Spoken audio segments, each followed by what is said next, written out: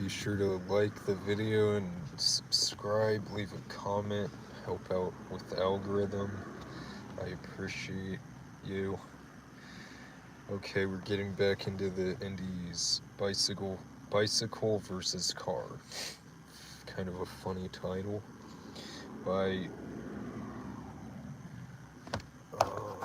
Let's tip this up like this a little bit. By Lower Teaching 96, back in November 2008. It was just before I turned 13. I had snuck out one night in an attempt to go see some of my other family. I was traveling to the town above where I lived. Idiotically, I was dressed in all black in an attempt to stay hidden from traffic. Just before the collision, I was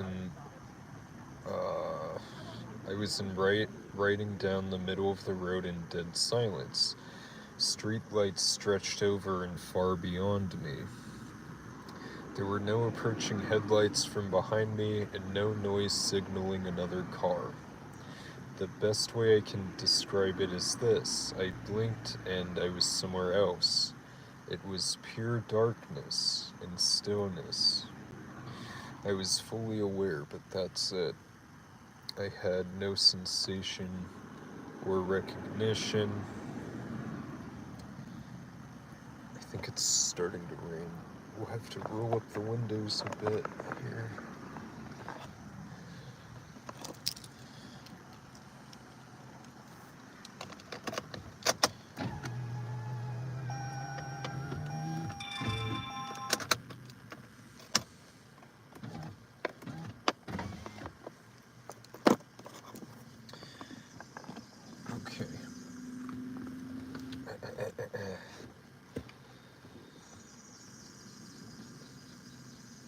Okay, I had no sensation or recognition of a body anymore. I didn't have any thoughts or emotions. I was just there. I could hear echoes coming from different directions. Yo, yo, yo, what's up, X-Ray? What's up, Kevin? I choose Led Zeppelin. There were no approaching After some amount of time, I noticed a pulsating and rotating orange light coming into view. The light looked like it was draped in a thin veil that seemed almost mechanical. Right as the light was making contact with me, I felt myself go back into myself. I opened my eyes to the EMTs lifting me up on a stretcher as they placed me into the ambulance. I found out later that a state trooper had responded to the accident first. When he found me, he said I was still conscious. I gave him my family's contact info and told him why I was out so late. I have no recollection of any of that. I was phasing in and out of consciousness all the way to the hospital. My limbs were convulsing involuntarily. They suspected I had sustained brain neurological injuries. I didn't, though. I actually recovered very quickly. It says, I didn't see a white light, but I saw enough to know. So that gave it a little twist there at the end. Kind of a... That one was kind of like not too, hey, what's up, Duncan Gamers? You know, that's a good one. Halloween or Friday the 13th. You know, it's bad, but I haven't seen either of them. But they both look really good, and I've watched a lot of lore videos on them. I've been good. How have you been? Who we fighting? Who are we fighting? No, we're not. We're chilling, Quinn. Kiss me, stay still, I'm almost done. Okay. Alright, next one. My NDE during which I saw a huge volcanic planet far from the sun. Oh, that looks freaking cool. And they have this picture. I don't know if they AI generated it or what, but it looks really sick.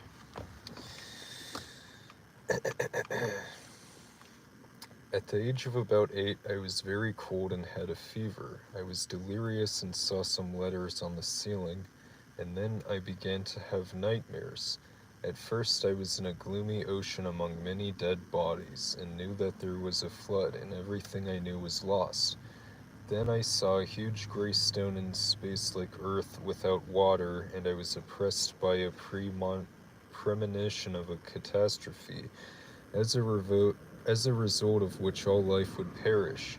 At some point I forgot myself in a pleasant place where I was in a strange world with an abundance of shallow seas and a red-yellow light, which was as if from within, and the sky was dark. I do not remember what happened there, but again a heavy feeling began to press on me, as if I, like Atlas, was obliged to hold something incomparably heavy on my shoulders that would crush me. It became unbearable, and to overcome it I began to increase in size, rushing into the sky as happens in a lucid dream. Then I found myself in my room, simultaneously perceiving space through the walls and trying with all my might to understand the reason for my fear. I saw it as an abstract, colossal mass that would inevitably destroy everything, and I knew that it was from space, but I did not know what it was. Then I moved into space, far from the sun, to where it was. Okay, this is getting interesting.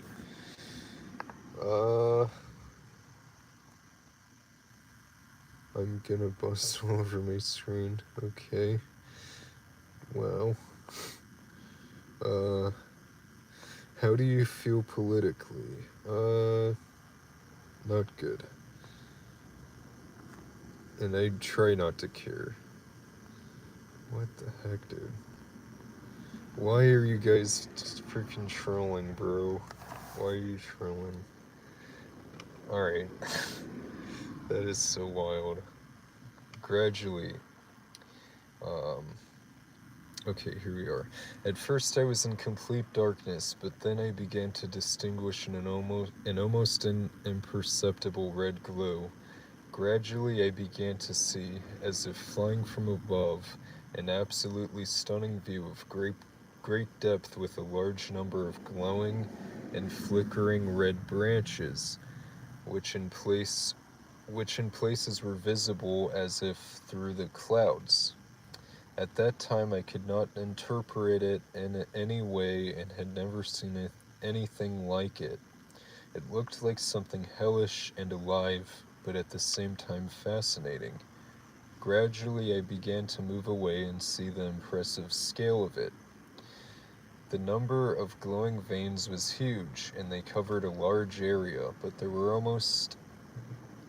also empty areas illuminated by a gloomy red-brown light, and reminiscent of a desert relief. From above all, this was covered with a translucent haze and generally resembled hell, although I did not think about it. When I moved away even more, I saw that this was the surface of a gigantic planet, which, due to its size, seemed like a star. It emanated very strong energy, as if it were alive, and at the same time it was frighteningly demonic. After some time I saw this planet in its entirety, and as if in weak light, it had a pinkish tint, which gave it a resemblance to living flesh, which was even more shocking. This is pretty wild. Hey, what's up, Shedley? How are you? Thanks, Quinn. I appreciate that.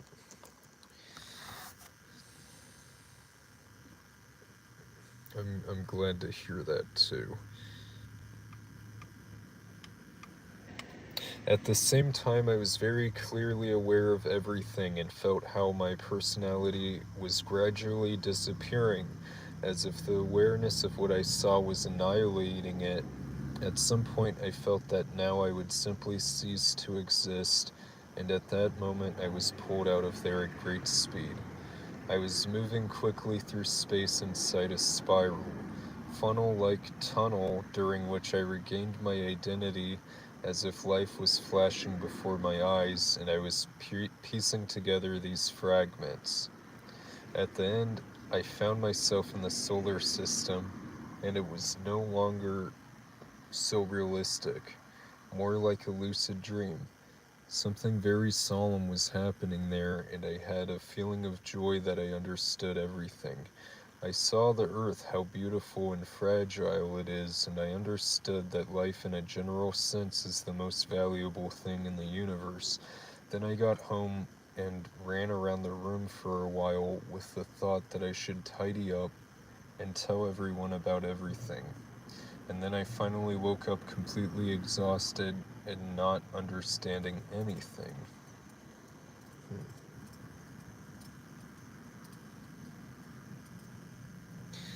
Quinn, I don't even know you. I don't even know what you look like or if you're a woman. I'm sorry. That's hilarious, though, that you just asked me that.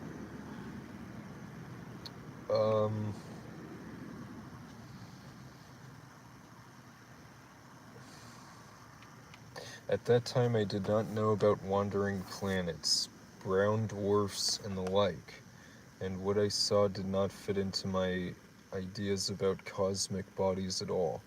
It seemed more like something deeply personal, otherworldly, or supernatural than really possible. So I preferred to try not to remember it, although I never left the feeling that I learned something that I did not want to remember. Only many years later I saw a photo of the Earth at night from space and was very surprised by the similarity.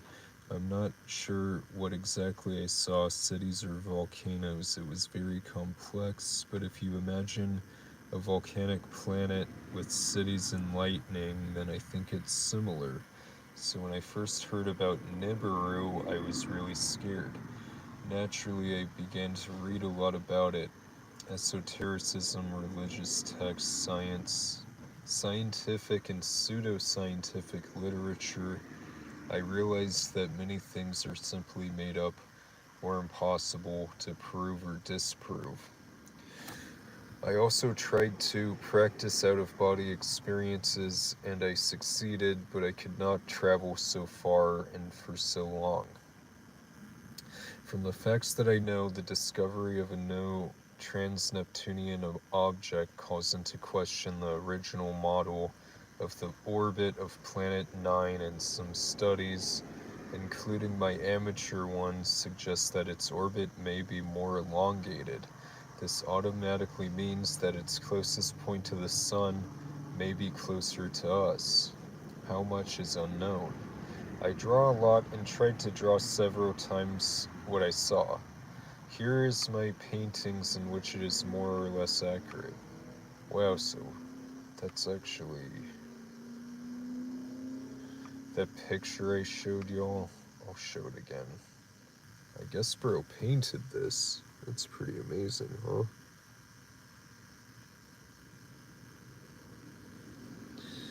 Alright, let's read one more story. Found the weirdest NDE yet. Oh, this is in the... This is off of some website. Near-Death Experience Research Foundation.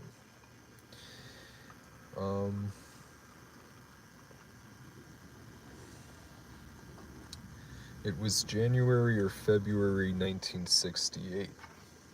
I had been visiting with a friend of mine that lived in the apartment 3 doors down from me.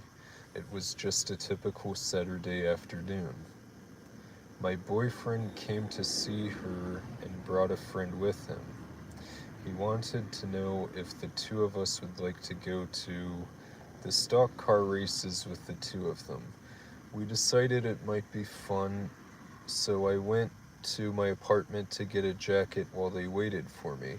I was just at the doorway of my apartment when suddenly I found myself walking in a thickly forested area. Looking around me, I realized I was in a jungle following a small group of soldiers. The two soldiers at the end of the line stopped and turned when I stumbled over a vine and helped me through a thickly wooded area. They did not seem surprised to see me, a civilian there, although they acknowledged my presence. After walking a ways with them, I realized I was in Vietnam. I talked with the soldiers quietly as we walked along. Then I realized that a very close friend of mine was the soldier in the lead. He was the only soldier there that I knew. I excused myself from the companionship of the two soldiers walking with me and started to walk to the front of the line to talk to my friend. This friend and I were very close in high school, and I was glad to see him again. As I neared the front of the line, another soldier grabbed my arm and restrained me just before I reached him. Just then, we heard the click. My friend had stepped on a landmine. The force of the explosion threw me backward against a tree. I screamed as blood splattered my body. The next instant found me again in the doorway of my apartment. I heard the sound of feet running as my friend and the two boys waiting for me came to see what had happened. They found me standing in the doorway with my hands braced against the door jamb on each side.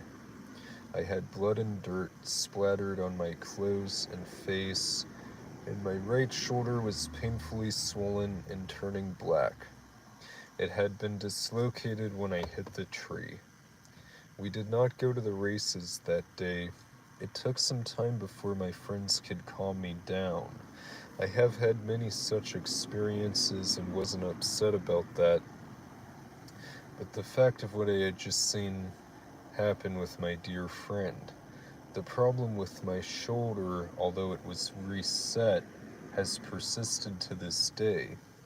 The doctors cannot understand the problem with it. It had been a normal day. I was under no stress, nor was I ill in any way. I was wide awake when it occurred. I was not taking any medication or any drugs and was not attempting to have any experience.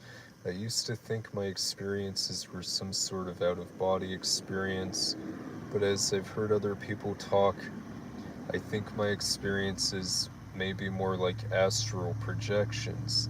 They happen often, sometimes with physical evidence afterwards and sometimes not. Okay. Wow. Yeah, the physical injury thing's kind of wild.